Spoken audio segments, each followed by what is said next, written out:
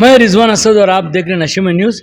इस वक्त मेरे साथ उबैदुल्ला शरीफ साहब हैं, जो एक सहाफ़ी हैं, डेली पासबान के मुदीर आला हैं। मैं इन्हें बहुत अच्छी जानता हूँ, मेरे वालिद के दोस्त हैं और केपीसीसी के नायब सदर हैं, वाइस प्रेसिडेंट हैं। अभी लोकसभा का इलेक्शन ख़त्म हुआ है, उसके नतीजे सबको मालूम है, कांग्रेस को कितनी सीट हुई। लेकिन सबसे अफसोस एक बात है कि बेंगलुरु सेंट्रल से एक ही मुसलमान मंसूर अली ख़ान को सीट दिया गया था और वो सीट भी हम बहुत कम मार्जिन 30 पर 2707 वोट से हार गए। इसकी ज़िम्मेदारी कौन? आखिर हम कहाँ जा रहे हैं? हम एक होकर क्यों काम नहीं कर रहे हैं? ये सवाल सब में उठ रहे हैं। हमारे लीडर्स क्या कर रहे हैं, हमारे उलमा करम क्या कर रहे हैं और हमारे दीगर मुसलमानों क्या कर रहे हैं? हम एक लोग को नहीं जिता सकते, ये सवाल सब जगह उठ रहा है और सब लोग परेशान हैं कि एक सीट मिली और एक सीट भी हम उसमें कामयाब नहीं हुए। और इस वक्त मेरे साथ उबैदुल्ला शरीफ साहब हैं। नशेमन न्यूज़ में आने के लिए आपका बहुत बहुत शुक्रिया।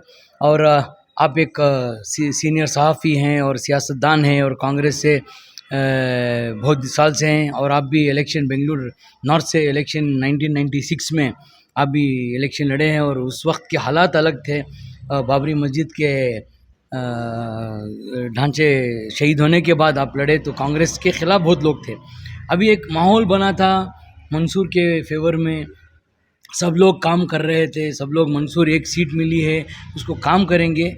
हम कहाँ, हमारी चूक हुई और मंसूर को हराने में किसका बड़ा हाथ है? क्या सियासतदान हरा है, क्या आवाम नहीं आई? इसके बारे में आपका शुक्रिया कि आप एक अहम सवाल मुझसे पूछा है बेंगलोर सेंट्रल के ताल्लुक़ से। पहले तो सारे मुल्क में जो है इस वक्त जिस तरीके से फ़िरक़ा परस्त ताकतों की शिकस्त हुई है, साफ़ ज़हीन रखने वाले और फ़िरक़ा परस्तों को नापसंद करने वाले लोगों और उसमें बहुत बड़ी तादाद में मुसलमानों ने जो है सारे मुल्क में कांग्रेस को और दीगर सेकुलर पार्टियों को वोट देकर कामयाब किया है।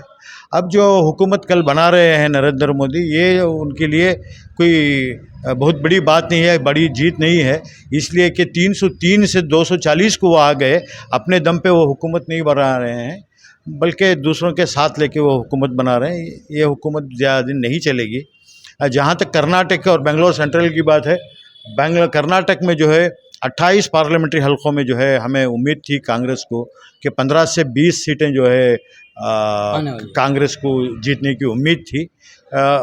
फिर भी जो है 1 से 9 तक एक जो सीट थी, हम 9 सीट जीतने में कामयाब हुए।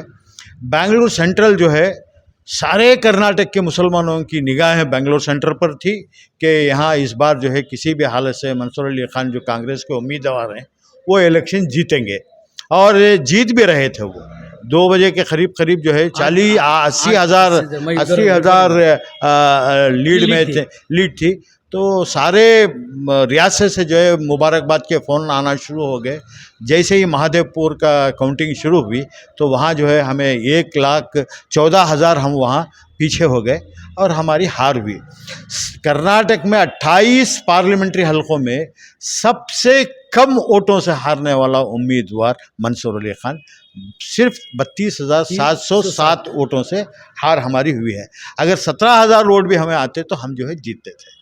हमें जिन इलाक़ों से, जिन कॉन्स्टिट्यूंसी से बहुत ज़्यादा उम्मीद थी, उन कॉन्स्टिट्यूंसी में जो है हमें थोड़ा पीछे हो गए। कौन से जैसे कि राजाजी नगर में जो है एमएलए इलेक्शन में 2023 के इलेक्शन में वहाँ के उम्मीदवार को जो है 8,000 वोट से वो हारे थे। इस बार जो है हम वहाँ तकरीबन 33,000 वोट से जो है पीछे रहे। 30 जी है। और गांधीनगर में वहाँ के एमएलए जो है असेंबली इलेक्शन 105 वोटों से जीतते हैं। अब वहाँ जो है तकरीबन 30,000 वोट हमें जो है नुकसान होता है। तो ये दोनों इससे जो है हमें ये थी, मुझे पहले से ही जो है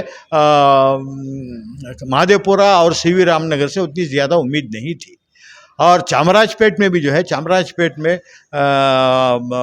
जो असेंबली इंतखाबात में कांग्रेस के उम्मीदवार को 53,000 तक के करीब वोट जो है लीड मिली थी, जबकि अब जो है सिर्फ 37,000 वोट वहाँ लीड मिली है। वहाँ भी हमें वोट जो है थोड़े से कम हो गए।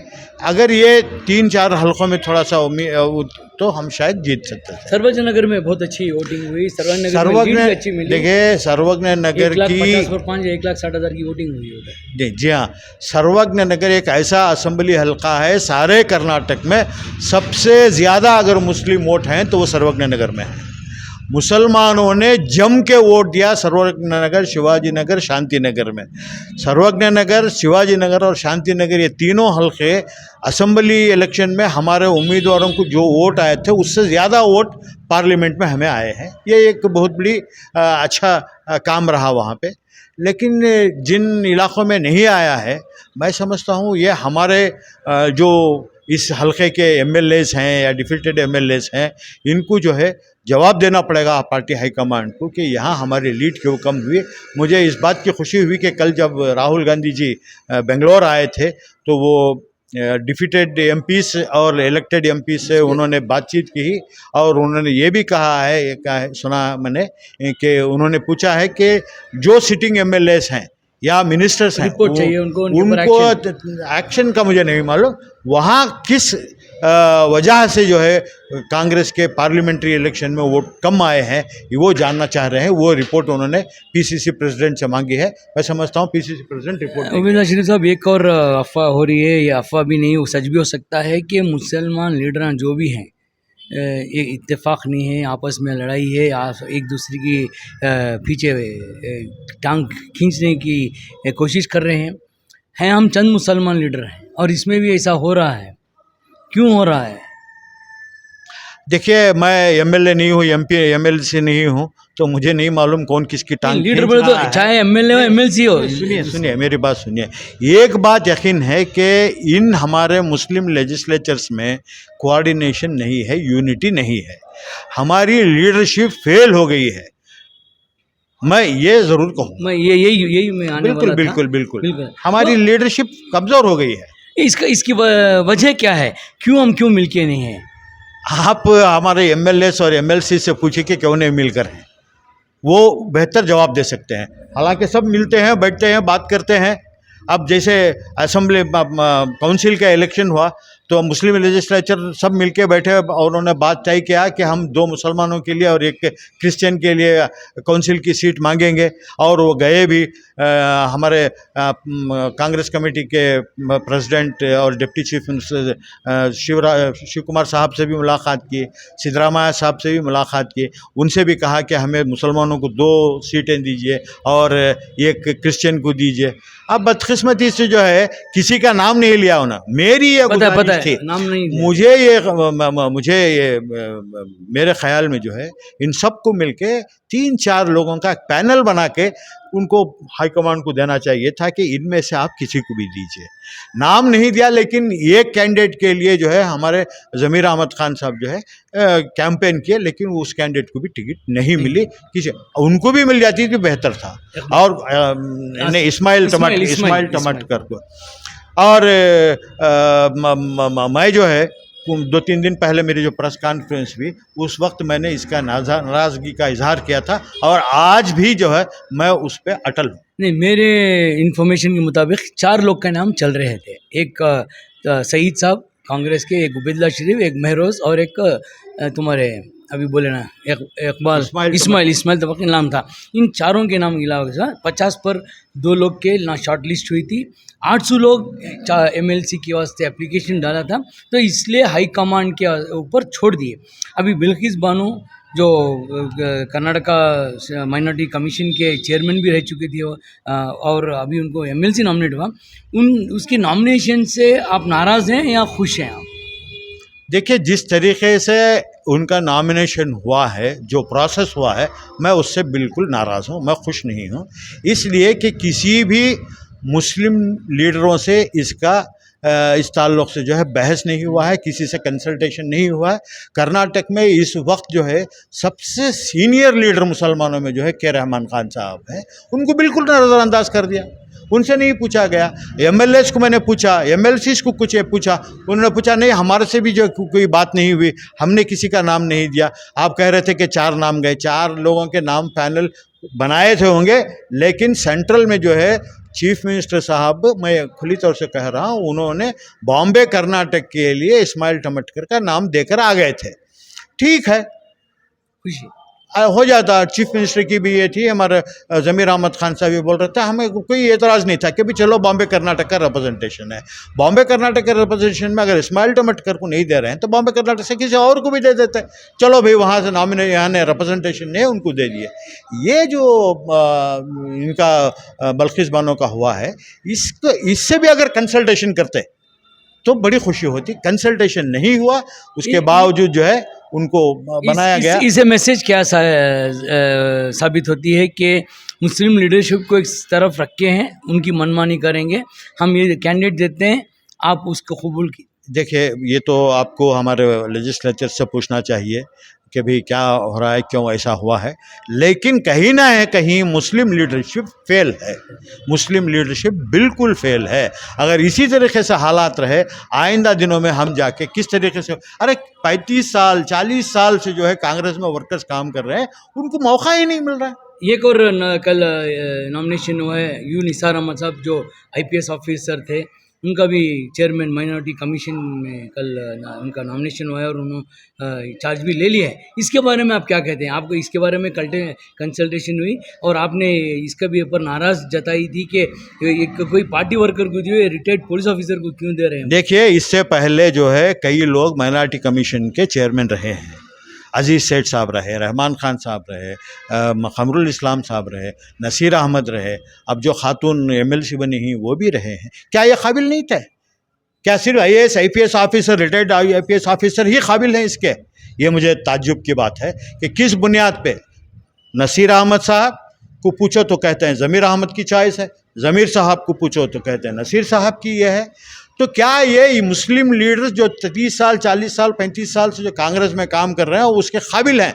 बिल्कुल मैं इसका दावेदार नहीं था, मैं माइनॉरिटी कमीशन का दावेदार नहीं था। किसी भी GA बावा को बना देते, GA बावा को बनाया था। GA बावा वो भी रिटायर्ड पुलिस ऑफिसर थे, वो कांग्रेस पार्टी में काम कर रहा है और इलेक्शन भी, हाँ, इलेक्शन भी लड़ चुका है। वो एक आदमी क्यों नहीं दिया उनको? ये IPS ऑफिसर में क्या वैसा? मुझे हो सकता है उनके कई खिदमत होंगे, मुझे उससे कोई, कौम के बहुत बड़े खिदमतगार हैं, वो बात अलग है। कौम के कितनी खिदमतगार हैं क्या है, वो कभी किसी और के ऊपर वक्त के ऊपर इसकी बहस करेंगे, मुझे मालूम है। मैं पहले भी बोला, हमारा पेशा पहले सहाफ़ी है, बाद में हमको बिल्कुल बिल्कुल सहाफ़ी भी है, सब है, मालूम है। जी हाँ, वो हो सकता है कुछ लोगों के बहुत ज़्यादा उनके ऊपर मेहरबानी रही कि वो चाहते थे अरे उनको ले जाके चीफ मिनिस्टर के इसमें एडवाइज़र बना देते, हमें कोई एतराज़ नहीं था, वो भी चला, उनको बना देते। अरे ये एक पार्टी के वर्कर को मौका देना चाहिए था, क्यों नहीं दिया गया? ठीक सर, क्या आप ये चाहते हैं हमारे लीडर्स कि हम खामोश घरों में बैठ जाएं? हमारी ज़िंदगी ख़राब कर ली है हमने। मैं 96 में पार्लियामेंट इलेक्शन जब लड़ा, कांग्रेस पार्टी, मैं फ्रेजर टाउन में एक घर बेच के मैं मेरा अपना इलेक्शन लड़ा। उसके बाद जो हालात मुझे हुए, किसी ने इसके ऊपर तवज्जो की? शहीद कितने साल से कांग्रेस पार्टी में काम कर रहे हैं, कोई पूछा हमको कि क्या तुम्हारी हालत है? MLA बन जाते हैं, मिनिस्टर बन जाते हैं, MLC बन जाते हैं, अपने आप को बड़े लीडर समझ लेते हैं और दूसरों को नज़रअंदाज कर देते हैं। कब तक चलेगा ऐसा? किसी को भी पावर कायम नहीं है, अब साबित हो गया है। अरे यहाँ भी साबित सब जगह हुआ। अजीज सेठ साहब एक ही लीडर हैं, अजीज सेठ साहब वाहिद और खमरुल इस्लाम दोनों पावर में रह के उनका इंतकाल हुआ।